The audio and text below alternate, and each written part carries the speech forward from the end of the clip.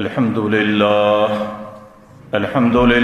نحمده ونستعينه ونستغفره ونؤمن به ونتوكل عليه ونعوذ بالله من شرور أنفسنا ومن سيئات أعمالنا. من يهده الله فلا مضل له ومن يضلله فلا هادي له. ونشهد أن لا إله إلا الله وحده لا شريك له.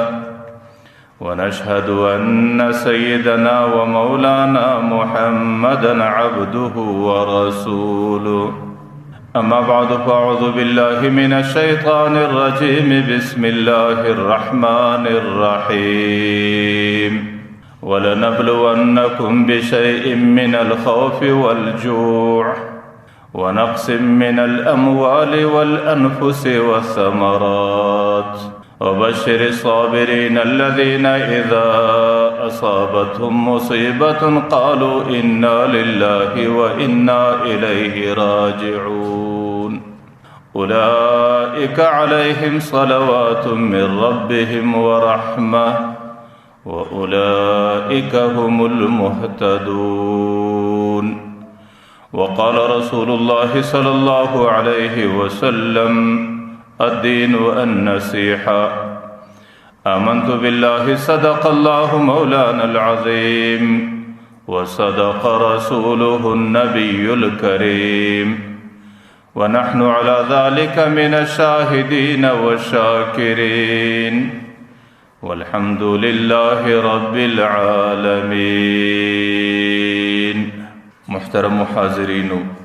ستاسو په حضور کې ما د قرآن کریم د یو آیات تلاوت پیش کړي. دی آیات کې انسانانو ته د الله تعالی د طرفه په مختلفو حالاتو کې د تسلی یو ډېر لوی پیغام پروت دی. زه د ټولو څه مخکې ستاسو په حضور کې د قرآن کریم د دې آیات ترجمه پیشوم او د هغې د ترجمې سره د قرآن کریم د دې آیات یو څه وضاحت کوم. الله تعالی دې ماته د صحیح وضاحت کولو توفیق راکړي چې د قرآن کریم څومره هدایات زموږ او ستاسو مخکې پیشیږي. الله تعالی دې موږ او تاسو ټولو ته هغې باندې د عمل کولو توفیق نصیب کړي. الله تعالی انسانانو ته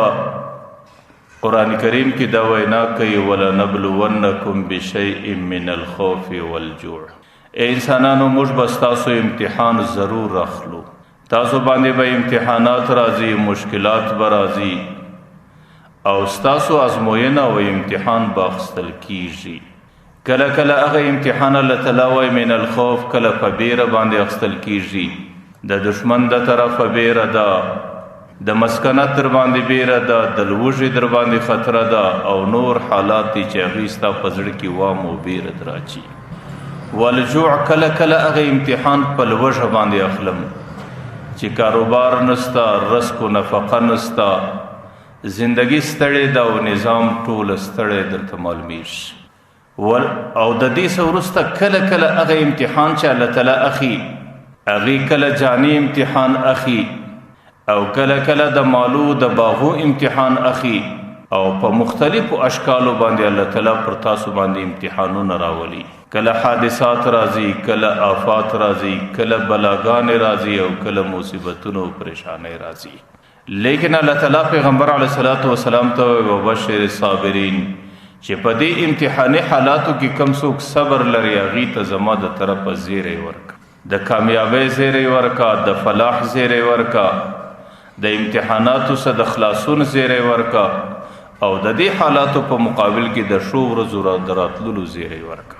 او چې کم څوک په دې حالاتو کې الله تعالی ته متوجه کیږي، د هغې دا عقیده یي چې کله مصیبت او پریشاني راسي نو د ده د په زړه کې هم دا کیفیت او عقیده ده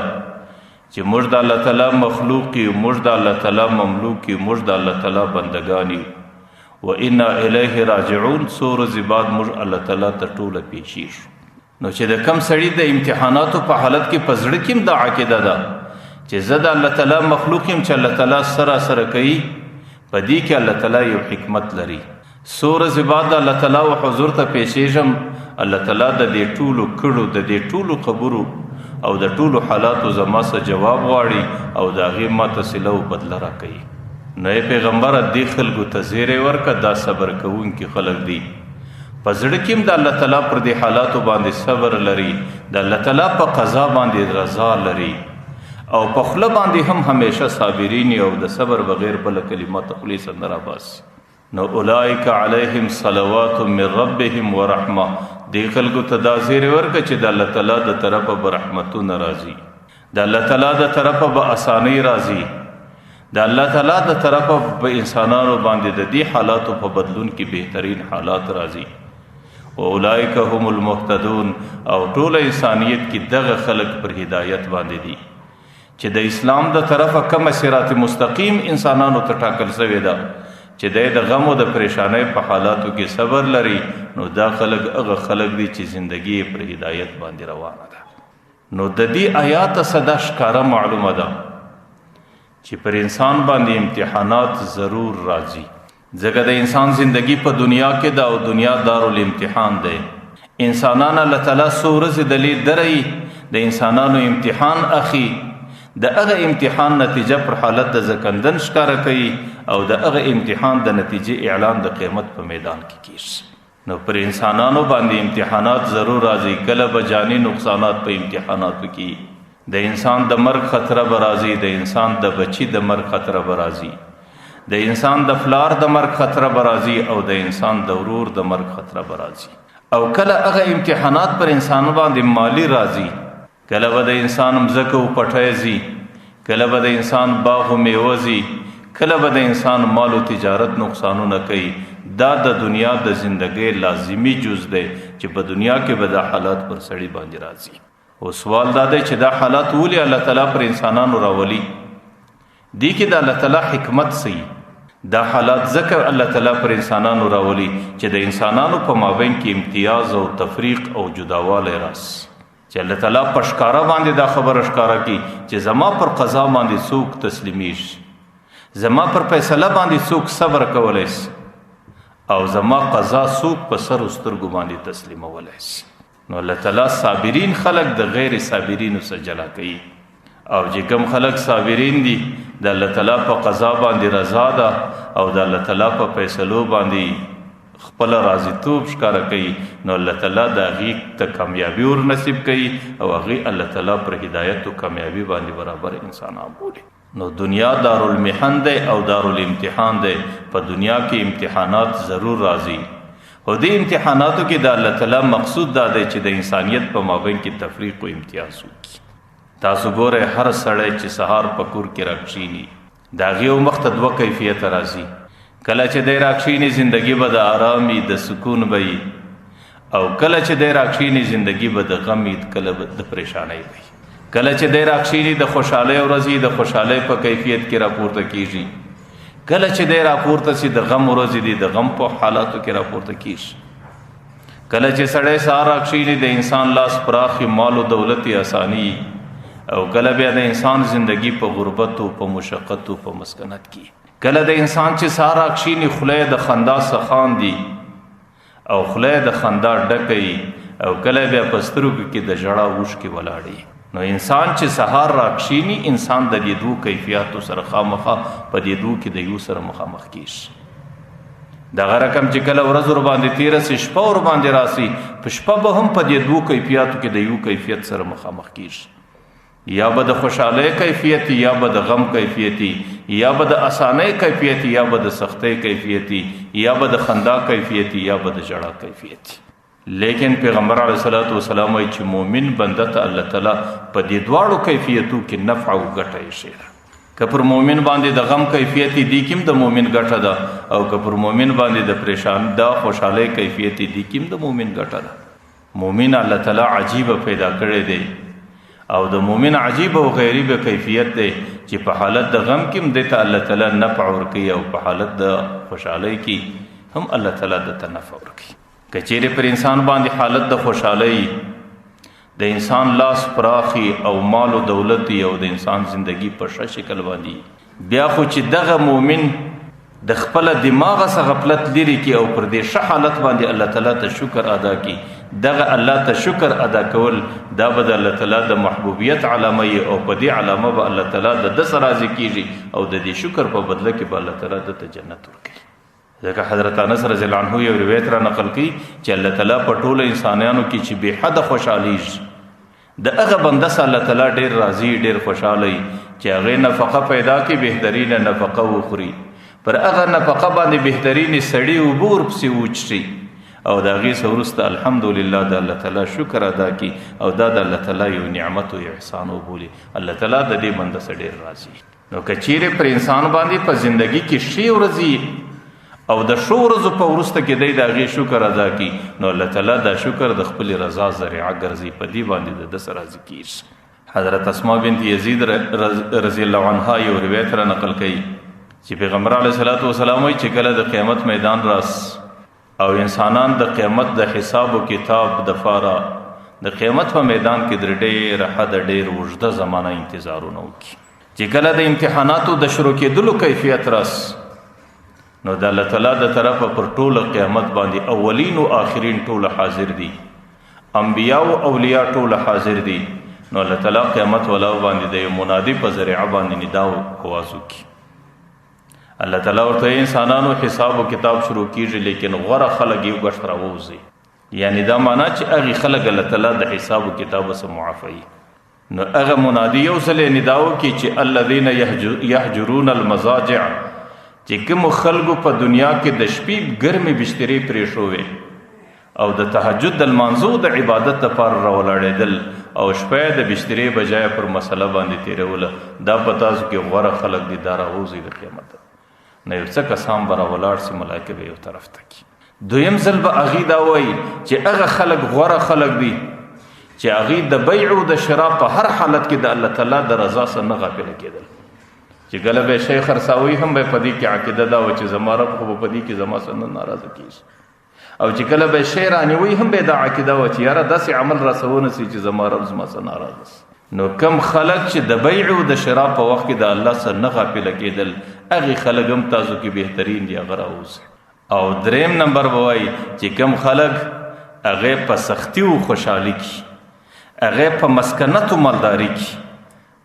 هغه په ښه حالت او بد حالت کې د الله د ذات سره نظر نه اړوي بل طرف ته په ښه حالت کې شکر ادا کوي او په بد حالت کې صبر کوي دا په تاسو کې بهترین خلک دي دا راوځي. چې کله دغه درې ډلې د قیامت د انسانانو سره جلا کی نو الله تعالی به دې درې ډلې ته وایي چې تاسو زې جنت لستاسو سره حساب او کتاب نشته. د دې سما سوا چې څومره انسانان د قیامت په میدان کې پاتې سي بیا به حساب او کتاب د هغه خلکو سره کیږي. نو کچيري پر مؤمن باندې شی ورځي د خوشاله ورځي او پر هغه شو ورځو د خوشاله پر ورځو دی بنده ته الله تعالی د شکر توفیق ولورږي نو دی کوم پیغمبر علیه الصلاۃ والسلام وي د دې بنده نفع دا او ګټه ده. او کچيري پر مؤمن باندې چې سارا پورته سلو پر هغه باندې د سختې حالت د مسکنت ورځي دي او د غم او د بیماری او د پریشانای حالت دی نو پیغمبر علیه الصلاۃ والسلام یې کچيري د مؤمن پر دې حالات باندې صبر وکي دي کوم د دې مؤمن ګټه او نفع ده ځکه چې د دې ورځو په ذریعہ باندې الله تعالی د دې مؤمن ګناهونه معافي او د دې ورځو په ذریعہ باندې الله تعالی د مؤمن ته په جنتو کې لوړې درجه ورکړي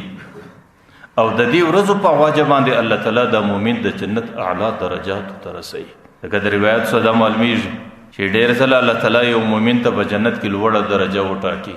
لیکن مؤمن په عمل کې کمزور دی په خپل عبادت باندې هغه درجه ته ځان نشي رسولای نو هغه مؤمن په ژوندۍ کې اختیاري مجاهده نه نو الله تعالی پر د باندې استقراري مجاهده کوي. استقراري دا معنا چې الله تعالی د خپل طرفه یا په یو مشکل کې اخته کی یا په مصیبت کې اخته کی یا په بیماری باندې اخته کی یا په مسکنت او پریشانی کې راولي او الله تعالی دا غي سره د بنده ته د صبر توفیق ورکړي دا غي صبر په خاطر په ډېر لږ زمانہ کې بنده اغل وړي درجه د جنت ته دستي ځان ورسي. که حدیث شریف راځي چې کله بنده باندې بیماری او ناجوړي راس ګناګار بنده دی اغي الله تعالی بیمار کوي چې کله سورزي د پنا جوړي کې تیری کله د ناجوړې سورسته چې د جوړوالي او صحت لراسي الله تعالی د ګناهونو صدا سي صفا کې کيو من ولد امه لکه بدیور چې د ګناه مور سره پیدا شوی. علماء لیکلي دي چې د منې په زمانہ کې سړی د ودرخت فاڼې جړي او د درختې تنه کمزوري او یو سړی په زور باندې د تنه ونسي داسې ډېر حرکت چابک وله ورکړي لکه دا پاڼې چې د دې درخت څخه پر مځکه باندې څومره ژر څومره چابکې راشوه کېږي د ناجوړۍ په وخت کې د انسان د زندګۍ او عملنامې سره دا ګناهونه هم داسې چابک شوه کېږي. ما درته ویل که چیرې پر مؤمن باندې د غم حالت د پریشانۍ زمانه الله تعالی پر دې غم او پریشانۍ باندې د صبر ورکړي د پیغمبر علیه السلام وایي دې کې هم د ډېره نفع وګټي.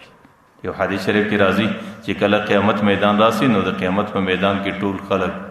هغه حساب و کتاب ترس نه یو منادي ندا وکړي اعلان وکړي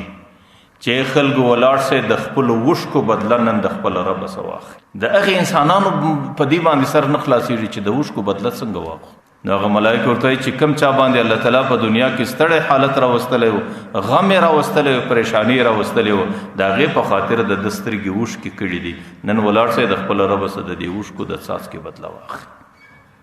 نو یو سړی به ولاړ سي یا الله ما زندگی په مسکنت کې تیره کړې وه او یا الله د هغې حالاتو په خاطر زما د دې سترګو څه اوښکې راغلې. بل به ولاړ سي الله زما زندگی ټوله په بیماري کې تیره سوې وه. بل به ولاړ سي الله زما څه د زوی نعمت ته اخیستی و په هغې باندې زما سترګو اوښکې کړي.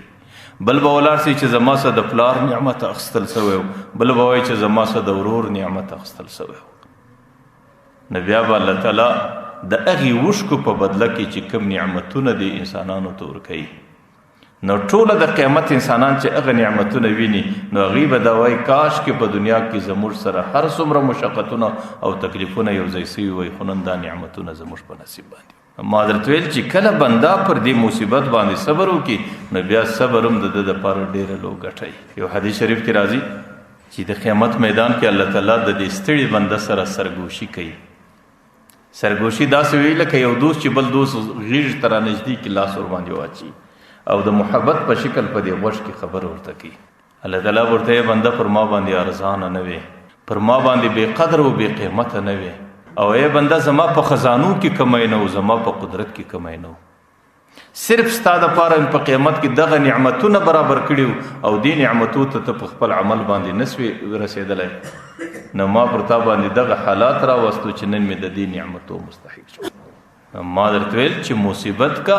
انسان سهار راکښیني حالت د ستړیایي د پریشانۍ او پر دې پریشانۍ باندې انسان صبر وکړي نو پیغمبر علیه الصلاۃ والسلام وایي دې صبر کې هم د انسان ګټي. نو پر انسان باندې کچیرې د غم حالت او هغې ته الله تعالی د صبر توفیق ورکړي یا پر انسان باندې الله تعالی د خوشحالۍ کیفیت راولي انسان ته د شکر توفیق ورکړي دې دواړو کې الله تعالی د مؤمن ګټه ګرځولې ده او پیغمبر علیه السلام وایي دې دواړو کې د دې مؤمن نفع ده. حضرت انس رضی الله عنه یو روایت را نقل کوي اوږد روایت دی زه د هغې صرف خلاصه راخم. حضرت انس رضی الله عنه وایي چې کله د مځکې پر مخ الله تعالی د یو بنده سره محبت روانوي هغې بنده په دې ټولو بندګانو کې ځان ته محبوب ګرځي ځان ته نږدې ګرځي یا د مځکې پر مخ باندې د یو بنده په عملنامه کې ګناهونه ډېر زیات دي الله تعالی دا اراده ولري چې د دې بنده د عملنامې څخه زه دا ګناهونه لرې کړم او د دې عملنامه ورصفا کړم. تاسو ګورئ ډېره درنه خبره ده چې الله تعالی د یو بنده سره محبت روانوي. الله تعالی د دې انسانانو دپاره در مور و پلار در ټولو کائناتو ډېر مهربانه ذات دی. د انسان په دنیا کې څه حیثیت دی د انسان په دنیا کې څه قیمت دی د انسان په دنیا کې څه استعداد دی چې د انسان و محبت ته په دنیا کې بل انسان نه تیاریږي لیکن چې د ټولو کائناتو رب دی هغې دا فیصله کړې ده چې زه د بنده سره محبت راغنم او یا هغې دا فیصله کړې ده چې زما بنده بې لارې دی زما بنده ګناهګاره دی او زما بنده زما څه ورک دی او زما بنده زما څه لرې دی زه دا خپل بنده برته خپل ځان ته رانږدې کوم. نو دې وخت کې الله تعالی پر هغې بنده باندې حالات لږ ستړي کښېږدي کله بیماري و ناجوړي ورباندې کښېږدي کله پر هغې باندې مسکنت و غربت کښېږدي کله پر هغې باندې بله حادثه و واقعه راولي پر هغې باندې پریشانۍ او مصیبتونه پی در پی را روان او چې کله را روان سي دا مصیبتونه پر ده باندې دی په دې مصیبتو کې همیشه خپل رب ته متوجي. ګورئ مصیبتونه پر انسان باندې خامخا راځي دنیا د مصیبتو ځای دی لیکن همیشه مصیبتونه نه وي کله کله پر انسان باندې مصیبت راځي او کله د هغې په بدل کې پر انسان باندې راحت راځي. نو چې کله پر انسان باندې مصیبت رالی او کله پر انسان باندې ستړی راله نو د مصیبت په وخت کې خپل رب ته متوجه کېدل او دا عقیده ساتل چې دا مصیبت پر ما باندې زما رب راوستلی دی او د دې مصیبت حل به هم زما رب کوي. او چې کله نعمت الله درکړي د ځان کمال یې مه بوله، دا د الله تعالی د طرفه یو عطیه او فضل بوله، پر دې باندې د الله تعالی شکر ادا کول. نو چې کله پر هغه بنده باندې مصیبتونه پی در پی را روان سي، هغه بنده د دې مصیبتو په وخت کې خپل رب ته متوجه سي، هغه لاس پورته کړي یا ربي یا ربي یا ربي، د خپل مصیبت د حل غوښتنه د خپل رب څخه کوي. ملایکې چې کله د اواز واوري نو ملایکې په خپل مابین کې سره وایي چې دا خو ډېر ولد او ډېر اشنا اواز دی او دا اواز موږ همیشه اورو او دا اواز همیشه د خپل رب سره په هر حالت کې رابطه کوي. نو د هغې د اشناوالي په وجه، د هغې د ولدوالي په خاطر د ټولو ملایکو سردار حضرت جبرائیل علیه السلام دی. حضرت جبرائیل علیه السلام ته وایي چې ته د دې مظلوم بنده اواز یو ځل خپل رب ته ورسوه. حضرت جبرائیل علیه السلام د هغې اواز خپل رب ته پیش کړي. یا الله پلانکی بنده په غم کې دی، یا الله پلانکی بنده په مصیبت کې دی، په ناجوړي کې دی، پر پلانکی بنده باندې داسې ستړي ورځې دي او د هغې ستړو ورځو د حل دپاره یا الله ستا په دربار کې خواستونه کوي یا ربي یا رب. الله تعالی حضرت جبرائیل علیه السلام ته یې پرېږده، زما بنده څو زمانه په دغه حالت کې پرېږده، ما ته د دې بنده اواز اورېدل ښه خوند راکوي، ما ته د دې بنده د ژړا کیفیت ښه خوند راکوي، ما ته د دې بنده پر چهره او مخ باندې اوښکې تویول ډېره مزه راکوي، زما بنده یو ځل په دغه حالت کې پرېږده. تاسو په دنیا کې ګورئ چې د سړي د چا سره محبت راسي او د هغې سره یې ډېره مینه وي، انسان ته په مزاج کې ډېره محبوبه دی، ډېره خوندوره دی چې هغې ما ته دومره متوجي چې د هغې ما ته ګوري، د هغې سترګو د اوښکې ډکي او هغې هر څه غوښتنه زما څه کوي، هغې په دې ټوله انسانیت کې زما بغیر بل څوک د ځان دپاره نه ویني. نو الله تعالی هم حضرت جبرائیل علیه السلام ته وایي دا بنده پرېږده چې یو څه یې اوښکې توسي او ما ته یې ژړا وسي او زه د ده ژړا اورم او ما ته د ده د ژړا اوازو کیفیت ډېره مزه او خوند راکوي. چې د الله تعالی په تقدیر کې څومره ورځې ورله لیکلي دي چې هغه ورځې تېرې سي، هغه بنده بیا نارې کړي یا ربي یا ربي. الله تعالی دستي ورته وایي لبیک ما تقولو یا عبدي، ای بنده اوس په خدمت کې ولاړ یم، څه غواړې؟ حضرت موسی علیه السلام د الله تعالی څخه خواست کوي، یا الله چې کله نیک عمله بنده ستا حضور ته د یا ربي ندا وکړي نو نیک عمله ته ته څه جواب ورکوې؟ الله تعالی ورته وایي زه ورته هم لبیک، زه په خدمت کې ولاړ یم. ورته یا الله چې کله بد عمله دا آواز وکړي چې یا ربي، هغې په حالت د مصیبت کې ګناهګاره اخته کړی دی په مصیبت کې او هغې وایي چې یا ربي، الله تعالی ورته موسی د هغې سره زما دومره محبت دی چې زه ورته هم لبیک لبیک لبیک، د یو بجای زه 3 واره ورته وایم چې بنده زه په خدمت کې درته ولاړ یم. نو چې کله هغه بنده لبیک یا ربي نارې کړي نو الله تعالی ورته بنده زه خو په خدمت کې یم، اوس څه غواړې؟ زما د په عزت و جلال قسمي چې کوم شی غواړې په هغې کې به په یو کې د یو به د دروسه به د یو معامله در سره کوم، یا یې بنده چې کم څه ته غواړې زه به ځای پر ځای هغه قبلوم. که ته دا وایې چې زه بیمار یم زه به ځای پر ځای صحت در کوم، که ته وایې چې زه مسکین یم زه به ځای پر ځای تا ته مال و دولت در کوم، او که ته وایې چې پر ما د پریشانۍ او د سختۍ حالت دی زه به د هغې پریشانۍ او د سختۍ حالت در باندې بدلوم، نو یا به دا در سره کوم. لیکن ای بنده که چیرې دا نه یي نو کله کله خو ستا په حق کې دا نفعي چې ته د آخرت شادي غواړې لیکن ستا عمل نامه، ته د دنیا شادي غواړې ستا عمل نامه د آخرت د شادۍ څخه خالي ده. نو زما حکمت دا دی، ما ته دا رامعلومېږي چې ستا دپاره د دنیا د شادۍ څخه د آخرت شادي ډېره افضله ده. نو زه ستا هغه دعا، هغه اواز، هغه ژړا ستا د آخرت دپاره خوندي کوم. نو بیا خو په دنیا کې هغه ستا مراد پوره نه سي، ځکه زما حکمت دا یو بس بنده په دغه حال کې پرېږده. لیکن آخرت کې ستا عمل نامه ډېره فارغه ده د نیکو اعمالو سره، نو زه د آخرت د عمل نامې په خاطر ستا سره اساني کوم. هغې ستا ندا، هغه ستا ژړا، هغه ستا دعا، هغه ستا اواز کول دا د آخرت دپاره خوندي کوم. یو روایت کې راځي چې کله په آخرت کې دی د خپلو دعاګانو نعمتونه وویني چې الله تعالی د دې دعاګانو په ذریعه په آخرت کې زما سره څومره اساني کړې ده. بیا به دی دا تمنا وکړي وایي کاش کې د دنیا د حاجتونو دپاره مې یوه دعا نه وای قبله چې څومره دعاګانې مې کړي دي څومره ژړاګانې مې کړي دي د هغو ټولو عوض مې نن په آخرت کې پیدا کړی وای او په دنیا کې مې الله تعالی یو حاجت و ضرورت د دعا په ذریعه نه وای پوره کړی او بیا ورته یې بنده که چیرې دا هم نه وسي نو بیا خو زه ستا په ټولو حالاتو باندې خبر یم ډېر ځله تا ته د دې مصیبته څه مخته ډېر لوی مصیبت ګوري ته د هغې برداشت نه لرې کله پر تا باندې ډېره لو ستړې را روانه ده ته د هغه ستړي باندې صبر نسې کولی او کله پر تا باندې دومره غم را روان دی چې ته د هغه غم تاب نه لرې نو بیا دغه ستا ندا و ژړا دا ستا دعا و غوښتنه زه د هغه مصیبت په خوله کې ودروم د هغه مصیبت څخه خلاص کړم نو الله تعالی ورته درې کاره به ضرور در سره کوم یا به دې ژړا ځای پر ځای قبلوم دعا به دې ځای پر ځای باندې قبلوم او چې څه غواړې هغه به دستي در پر کوم او که دا نه وسي بیا به دغه دعا او ژړا د آخرت دپاره درله خوندي کوم او آخرت به دې په دې ابادیږي او که دام نه وسي بیا به ستا په زندګي کې یو ډېر لوی مصیبت را رواني ته به د هغې د برداشت او د تاب استعداد نه لرې نو په دې دعا سره به زه هغې مصیبت ستا څخه لرې کوم او دا دعا به د هغې مصیبت په مخ کې دروم چې کله د دنیا زندګي تېره سي د قیامت میدان را ورسېږي بیا خو د قیامت په میدان کې الله تعالی په خپله پر عرش باندې متمکن د قیامت میدان له راشوسي ويحمل عرش ربك فوقهم يومئذ ثمانية اتو پرشتو نیولی دی د الله عرش الله قیامت لرا شوس ونضع الموازین القسط الله تعالی وایي د عدل ترازو زما مخته کښېښولس او د دې ترازو دوې پلې دي یوه پله در حد تیره نوراني ده چې د هغې برېښنا د انسان پر سترګو د هغې د برېښنا د انسان سترګې برداشت نه لري ځکه په هغې کې هغه نوراني اعمال تلل کېږي او دویمه پله چې ده د هغې سخته تاریکه ده او ظلماني ده ځکه هغې پله کې بیا هغه ظلماني اعمال تلل کېږي او د الله تعالی د عرش پښه حضرت جبرائیل علیه السلام نیولې ده هغه ولاړ دی او د ټولو څه مخکې الله تعالی لمنځو والا را مخته کړي لمنځو والا راس 18,000 اقوام د عالم ولاړ دي په دې کې 140 صفه انسانان شاوخوا پر عرش راګرځېدلي دي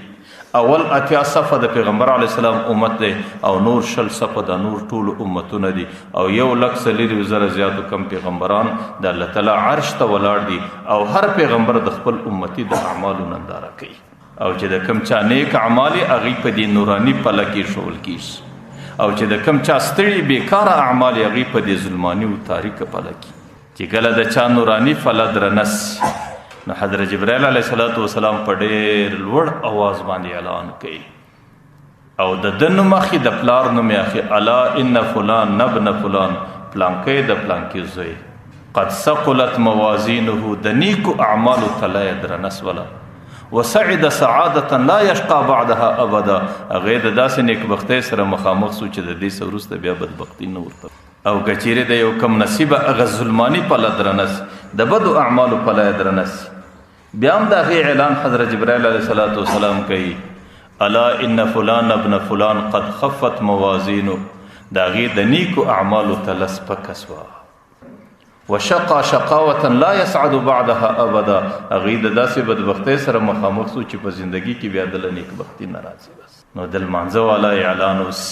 چې د لمانځه د تللو دورانیه تېره سي 2 نمبر روژې والا را طلب سي د هر سړي د روژې حساب جلا جلا تلل کېږي او د هر سړي د کامیابۍ او د ناکامۍ اعلان حضرت جبرائیل علیه السلام کوي چې کله د روژې والا د حساب و کتاب دوران ختم سي نو 3 نمبر باندې زکات والا صدقات والا خیرات والا را مخته سي او ټول انبیا د خپل امت اعمال ګوري او چې کله د زکات والا ترتیب بیا پای ته ورسېږي نو 3 نمبر 4 نمبر باندې حج و عمرې والا را مخته سي د هغې اعمال تلل کېږي او چې کله دام ختم سي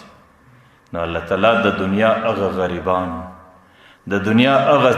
درپدره انسانان چې دنیا کې د هغې زندگی په مسکنت کې تیره سوې ده په بیماری کې تیره سوې ده په پریشانی کې تیره سوې ده او دنیا کې هغې حادثاتو غمونو مشکلاتو پریشانی لیدلې دي نو 5 نمبر باندې د الله تعالی عرش ته هغه ودرېږي چې په دنیا کې په څوڼه ستړي رنګو باندې او په دنیا کې په څوڼه ستړو لباسو باندې او په دنیا کې په څوڼه ستړو کیفیاتو کې دي د دغه ستړو کیفیاتو سره سره د الله عرش ته د حساب او کتاب لپاره ودرېږي. الله تعالی چې د دې خپلو بندګانو الله ته څومره محبوب دي، الله تعالی چې د دې بندګانو د چهرو باندې نظر واچي نو الله تعالی دستي ملائکو ته وایي بس ترازو مرازو ختم کړي. نو بیا د ملائکو په امر باندې ترازو ختم سي. مخکینه چې به د څومره انسانانو اعمال تلل کېدل نو د هر سړي سره به کرام الکاتبین فرشتې هم راتلې، نیکو بده پړپړاو عمل نامه به ورته غوړوله. د هر سړي حساب چې به اخیستل کېده د عرق د لوح محفوظ څخه به عمل نامه راشو کېده هغه به ورته خوړل کېده. چې کله غریبان راسي او درپدره انسانان او مصیبت زده انسانان راورسیږي نو الله تعالی ملائکه ته ترازو ختم کې د دې د تلل نور ضرورت نشته، الله په امر سره ترازو لري. ملائکه چې د هر سړي مخ ته خپل پړپړه غوړي الله تعالی ورته بس پړپړې غوړولو ضرورت نشته. الله تعالی د دې خلکو سره بیا الته حساب نه کوي، نه د دې خلکو عمل نامه ګوري او نه دا خلک ترازو سره مخامخ کیږي او نه دا خلک د حساب او کتاب سره مخامخ کیږي. الله تعالی ملائکه ته وایي چې دې خلکو ته به حساب او به کتاب جنت دی، د دې سره نور حساب او کتاب نشته. د قیامت د میدان سره دا خلک سیده جنت له بیول کیږي. او دې چې کله راسي جنتو ته نو د جنت دروازه وټکوي چې د جنت دروازه دې را خلاص شي. د جنت چې کومه فرشته ده هغه مالک فرشته ده، هغې دستي ورته رضوان فرشته د مالک د جهنم ده. نو رضوان فرشته ورته وایي چې در اوسه خو د قیامت په حساب میدان کې حساب او کتاب نه دی ختم شوی، تاسو څنګه راغلاست؟ نو هغه ورته وایي زموږ رب زموږ سره وعده کړې ده او زموږ د رب زموږ باندې نن احسان دی او زموږ د رب زموږ باندې نن رحم دی، موږ د خپل رحم په ذریعه باندې ځکه الله تعالی موږ ته دا ویلي دي او دنیا کې هم په قرآن کې راته ویلي دي انما یوفی الصابرون اجرهم بغیر حساب. چې کوم چا باندې ما مصیبت راوسته ستړی مې راوستله هغې پر دې مصیبت باندې صبر وکړي د هغې سره بیا زما حساب و کتاب د قیمت په میدان کې نسته. نو بیا به هغه رضوان فرشته د الله تعالی سره رابطه وکړي لکه د الله تعالی نظام حکومت داسې دی. بیا به الله تعالی ورته وایي چې دا خلک بر حق دي، د دې وینا صادقه ده، بس ما د دې سره د حساب و کتاب معامله نه ده، دې ته به بې حسابه جنت ورکول کېږي. بیا د ټولو څه مخکې دې خلکو ته د جنت دروازې ورخلاصېږي.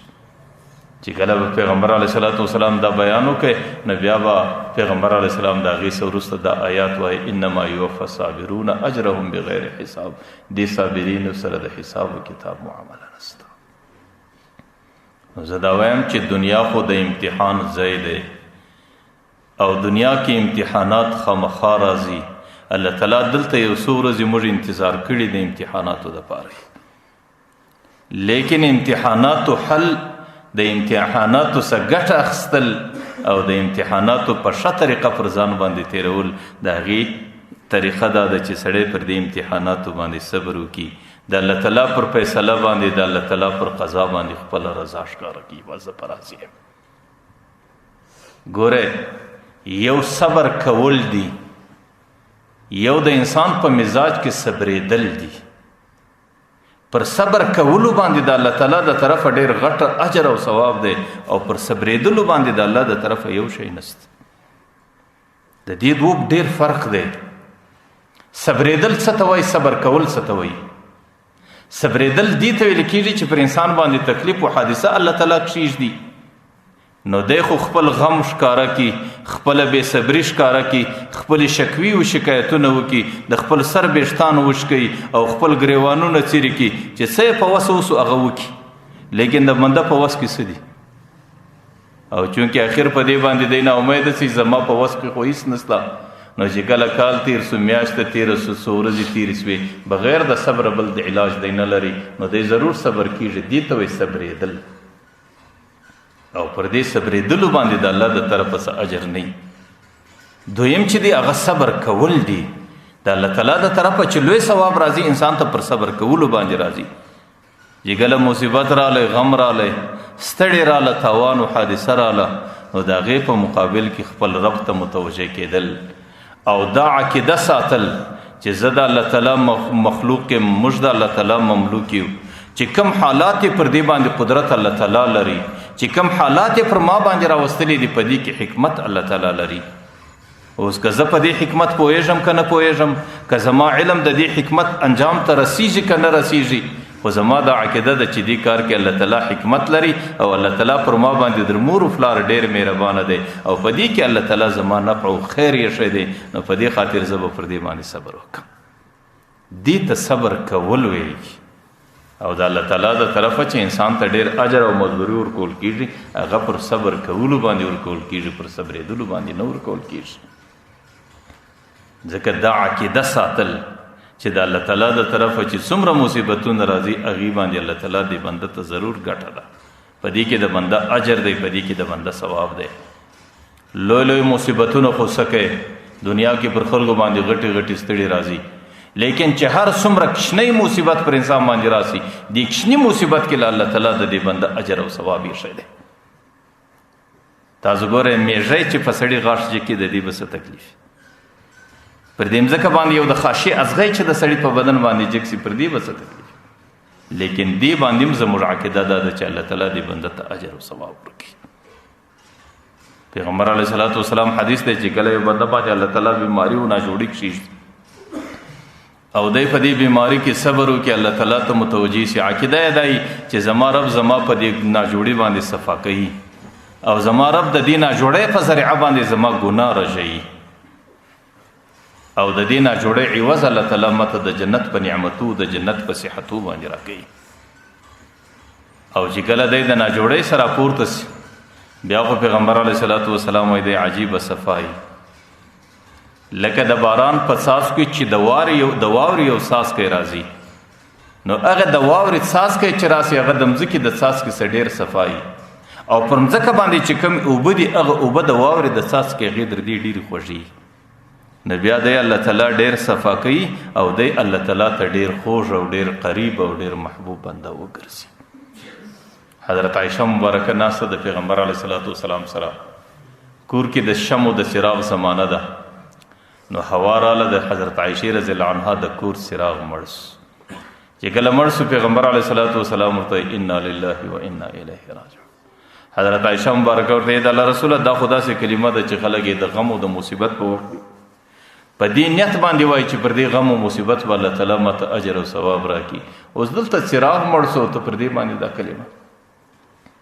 پیغمبر علیه الصلاۃ والسلام ورته یا عایشه که لږ مصیبتي که ډېر مصیبتي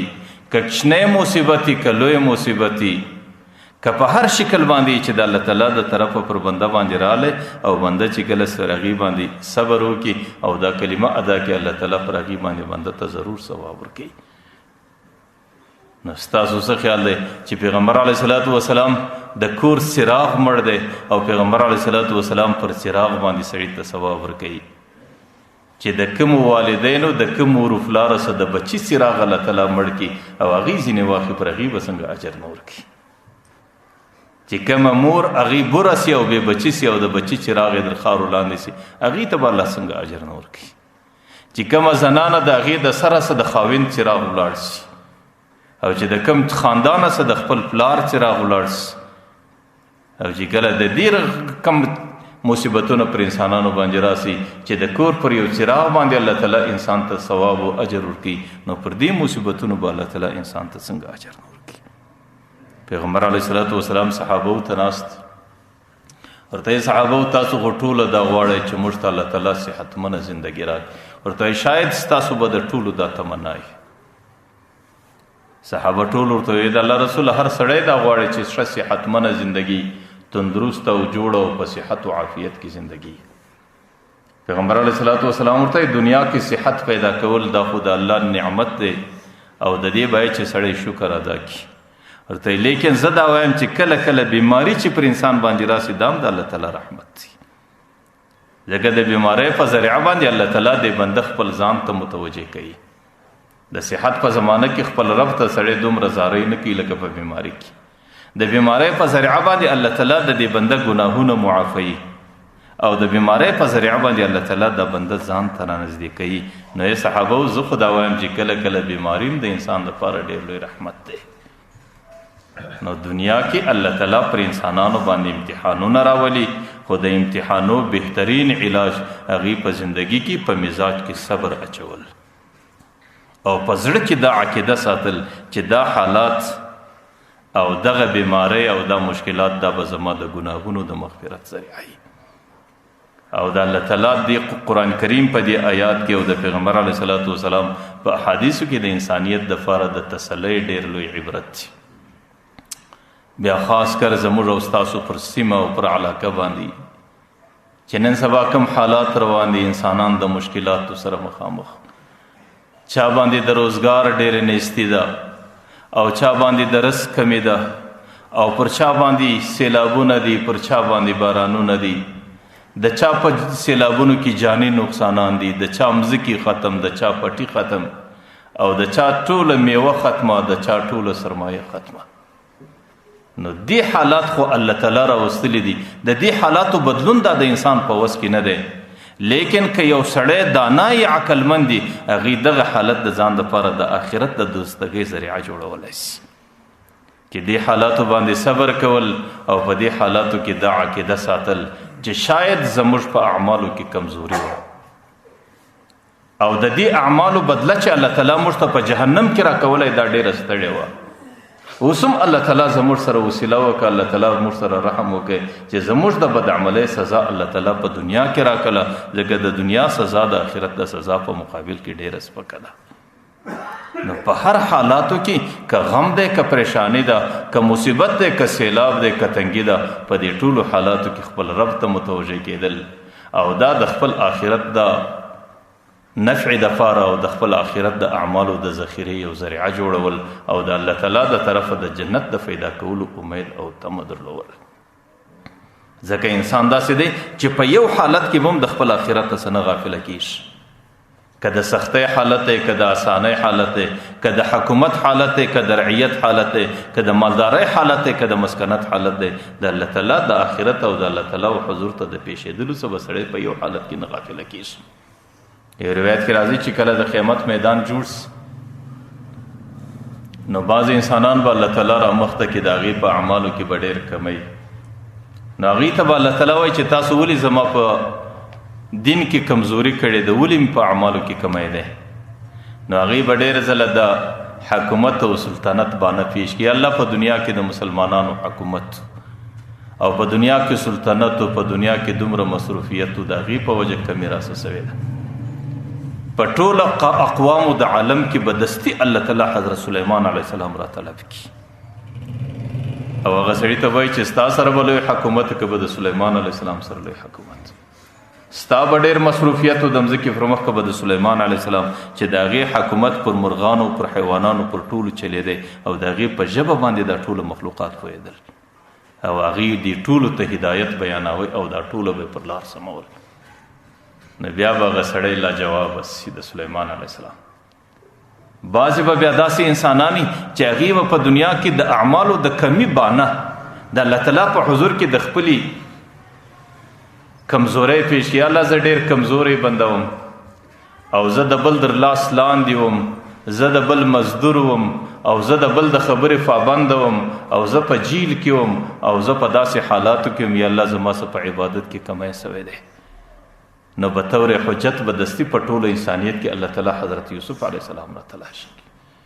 ورته یوسف علیه السلام به ډېر د خلکو در لاس لاندې وي که یوسف علیه السلام چې د هغې زندګي په جیل کې روانه او د یو غلام په شکل ده، لیکن هغې د دې زندګۍ سره سره زما په دین کې زما په اطاعت کې یوه ذره کمی نه دی کړی، تا څنګه کمی کوې؟ نو بیا به هغه سړی هم لاجواب وي او بعضې خلک به هغې په دنیا کې د مسکنت او د غربت بانه پیش گئی. الله زه دومره مسکین وم، دومره غریب وم چې ما د عیال نفقه برابرولی نه سوه او د هغې په خاطر زما څه په عباداتو کې ډېر کمی و. الله تعالی به حضرت عیسی علیه السلام را طلب کړي. حضرت عیسی علیه السلام باندې په ټولو انبیاو کې د غربت زندگی تیره سوه. ورته دې نبي ته تاسو ګورئ، د دې زندگی ګورئ، د دې دومره غربت او مسکنت سره دې زما په دین کې ولې کمی نه کوئ؟ بعض انسانان به د بیماری و بانه پیش کی چې زما بیماری و، زه ناجوړ وم، زه د ولاړې نه وم، زه د څه نه وم، زه د څه نه وم. الله تعالی به په ټولو اقوامو د عالم کې به طور حجت حضرت ایوب علیه السلام را پیش کړي. حضرت ایوب علیه السلام 18 کاله په بیماری کې پروت. حضرت ایوب علیه السلام د بدن ټول اندامونه وشوړېدل، سوا د ژبې او د سترګو څخه بغیر بل ټول اندامونه ختم شو. لیکن الله تعالی ورته وایي که چیرې د بیماری په وجه چا په عبادت کې غفلت کولی، ایوب علیه السلام به کړی. ایوب علیه السلام ولې نه دی کړی؟ ما درته ویل که د مسکنت حالتي، که د مصیبت حالتي، که د غمونو حالتي، که د حادثاتو حالتي، که د سیلابونو حالتي او که د نورو پریشانی حالتي، د آخرت څخه په یو حالت کې باید سړی غافل نه سي. ځکه په دې بهانو باندې، په دې خبرو باندې د قیامت په میدان کې د الله په حضور کې نه سړی خلاصیږي، نه سړی ځان خلاصولی سي. نو مصیبت چې راځي دا خو د الله تعالی فیصله وي او د انسان په وس کې د الله تعالی په فیصله کې بدلون هیڅ کله نه وي. نو انسان کوشش دا وکړي، د انسان دانایي دی چې د دې مصیبت څخه د آخرت نفع او ګټه واخلي او دا د خپل ځان د ګناهونو چې کم څوک په ګناه کې د زندگی په کار دا د هغې د ګناه څخه توبه وکاږي، چې کم څوک ګناه ځینې سوې ده هغه د خپل ګناه د مغفرت ذریعه وګرځوي چې دا زما د ګناهونو مغفرت الله تعالی په دې کوي چې دا مصیبت یې پر ما باندې کښې شوی، شاید زما په عمل کې کمزوري وه، الله تعالی د دې په ذریعه باندې زما د عمل صفایي کوي. پیغمبر علیه السلام حضور ته یو زنانه راله، بوډۍ زنانه ده او راغلې د یمن څخه ده. پیغمبر علیه السلام ته چې کښېنستله ورته یې د الله رسوله دعا راته وکړه، ډېره بیماره یم چې الله تعالی صحت راکړي. پیغمبر علیه السلام ورته دا دعا درته وکړم چې الله تعالی صحت درکړي، او که دعا درته وکړم چې د دې ناجوړۍ بعوض الله تعالی په جنت کې درکړي. که دا غواړې زه به دعا درته وکړم دنیا کې به الله تعالی صحت درکړي، لیکن د دنیا زندگی ډېره مختصره ده چې ته جوړه سې، ته روغه سې، نو ته به یې څه ورځي. لیکن که چیرې دعا درته وکړم چې د دې عوض الله تعالی په جنتو کې درکړي، د جنت ډېره اوږده زندګي ده، د جنت ډېر اوږده نعمتونه دي، هغه بیا ژر نه ختمېږي.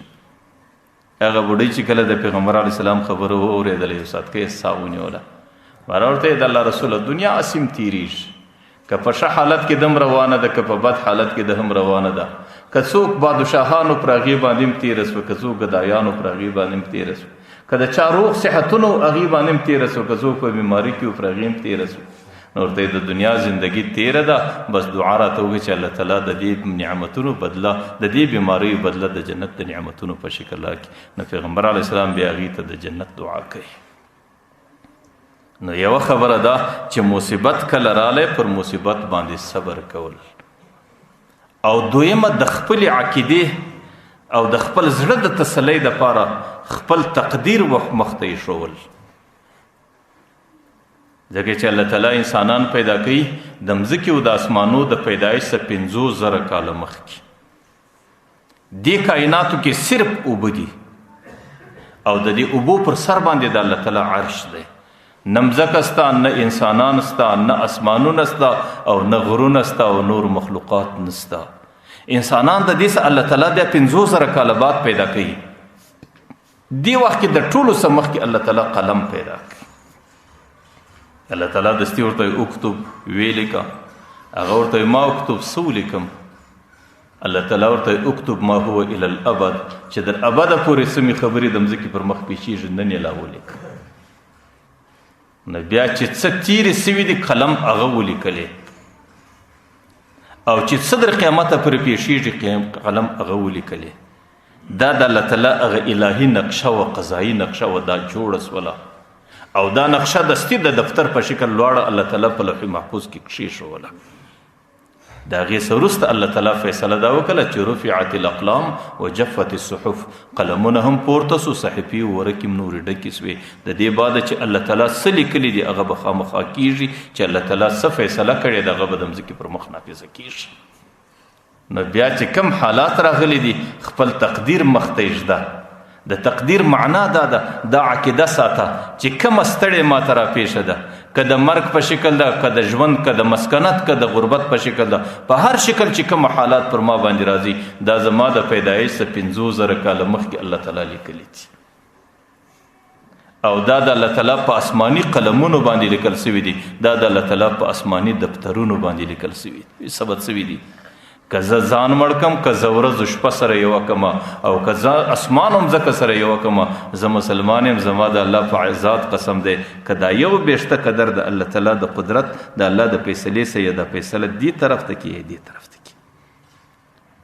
که د سیلاب فیصله ده، که د باران فیصله ده، که د مرګ فیصله ده، که د ژوند فیصله ده، که د مسکنت فیصله ده، که د غربت فیصله ده، که د حکومت فیصله ده، که د غیر حکومت فیصله ده، دا د ټول انسانیت څخه 50,000 کاله مخکې الله ډېرې وختي لیکلي دي. او د دې آسماني نقشه جوړه سوې ده چې د مځکې پر مخ باندې څه پیښیږي دا پر آسماني نقشه برابر پیښیږي.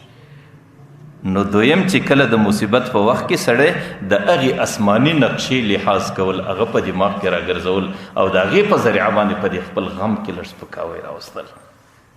لکه دا ثابته خبر هم د پیغمبر علیه صلات وسلام روایت حضرت ام سلمه رضی الله عنها را نقل کوي، زموږ د مؤمنانو مور ده. هغې وایي د خیبر په موقع باندې پیغمبر علیه صلات وسلام ته د بزې په غوښو کې یو یهودي زنانې زار ورک، او چې کله کال به تیر سو دوباره به هغه ورځې رالی، نو په هغه ورځو کې به هغه زهرو پیغمبر علیه السلام ته ډېر تکلیف ورکوی. پیغمبر علیه صلات وسلام به پر هغه موقع باندې دستي یاده کله، ولګورئ دا نن چې زه د زهرو کم تکلیف محسوسوم، دا هغه زهر دی، دا هغه فیصله ده، او دا زما د زهرو هغه خوراک دی چې زما د پیدایش 50,000 کاله مخکې الله ماله لیکلی ول. او زه د الله تعالی په هغه فیصله راضي یم، او ما د الله تعالی پر هغه فیصله باندې اطمینان او امنا ښکاره کړې ده. د الله تعالی په هغه فیصله کې زه هیڅ چونو چرا نسم کولی، ځکه دا زما د پیدایش 50,000 کاله مخکې لا لیکل سوې وه. نو دې فیصله کې به زما نفع، په دې کې به زما ګټه. نو مقصود مې دا دی چې کله غم رالی، 2 و 3 خبرې د هغو ډېر لحاظ کول. یو پر هغه حالاتو باندې صبر کول، دا به د مؤمن عقیده وي. او دویم د الله تعالی تقدیر مخته ایښول چې دا زما په تقدیر کې لیکلي خبرې دي. او دریم دغه مصیبت او دغه حادثه او غم د خپل ځان د ګناه څخه د راګرځولو یو ذریعه، چې شاید زه ډېر بد عمله یم، ګناهګاره یم، الله تعالی چې دا خبره راوسته ما د ګناه سره راګرځي، یا شاید زما سره په تیر زمانه کې ګناهونه ډېر سوي دي، الله تعالی زما سره محبت ساتي او د هغې په حالاتو په خاطر الله تعالی زما عملنامه د ګناه سره صفا کوي. نو بیا به دا د الله تعالی رحم بولې، دا به د الله تعالی وسیله بولې، او دا به د خپلو ګناهونو د مغفرت ذریعه بولې، یا به دا د خپل ځان دپاره د ګناهو څخه د راګرځولو یو ترتیب بولې. نو په دې حالاتو کې به بیا دغه مصیبتونه او دا غمونه او دا حالات پر مسلمان باندې څه سپکي، ځکه دا به د مسلمان دپاره د تسلی ذریعه وي. نو الله تعالی دې زموږ او ستاسو زندگی د پیغمبر علیه صلات وسلام پر تعلیماتو برابره کړي، چې کم مصیبتونه دي، کمی حادثات دي، کمی واقعات دي، الله تعالی دې په دنیا کې زموږ د ګناهونو مغفرت وګرځي، الله تعالی دې د مرګ څخه وروسته زموږ د جنت لویه ذریعه وګرځي. الله تعالی دې دا څو خبرې قبول کړي. واخر